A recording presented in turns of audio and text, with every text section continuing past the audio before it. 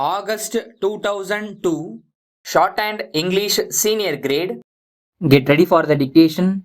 10 seconds, 5 seconds, start.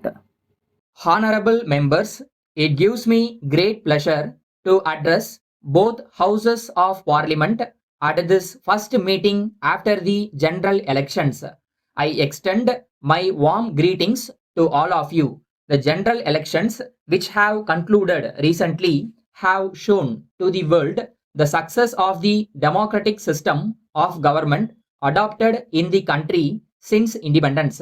At this important stage in the history of the country as well as the history of the world, our first task should be to give a clean and efficient administration. Another important matter to which I would like to draw your attention is electoral reforms. We have been talking about this subject from time to time, but no government has taken any major step to bring about suitable amendments to the election laws during the last few years.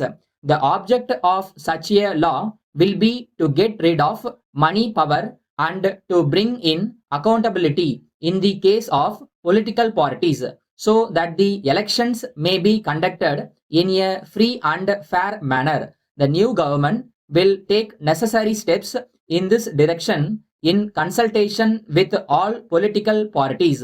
On this occasion, it would be proper for me to point out that the government will always try to maintain the honor and independence of the judiciary.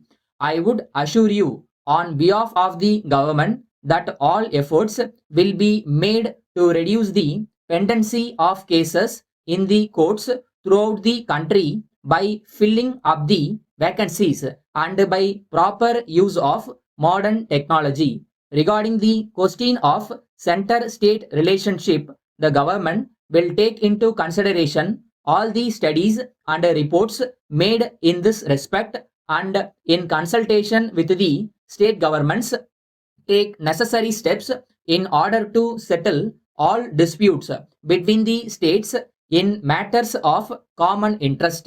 We are happy to note that the economic reforms of the past 5 years have achieved some amount of success. However, as you are aware, the speed with which we are moving is not much when compared with our requirements. This government would give personal attention to this matter and speed up the reforms while maintaining the basic framework of a sound economic policy. The economic development of a country in any part of the world can be maintained at a steady rate only if the external loans of the government are limited to the minimum.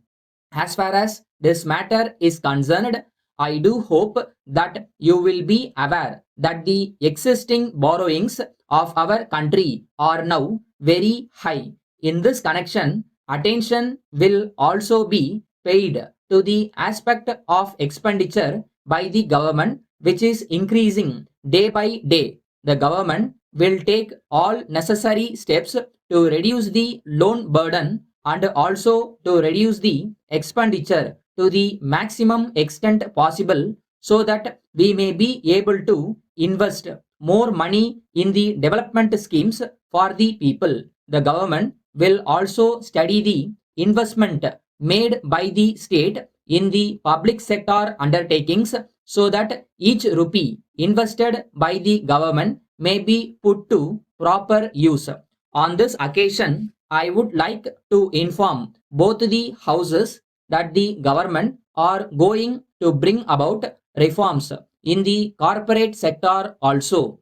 Suitable change will therefore be made in the company law and land ceiling laws to ensure full use of our resources so that our industry may be able to meet the competition from other parts of the world.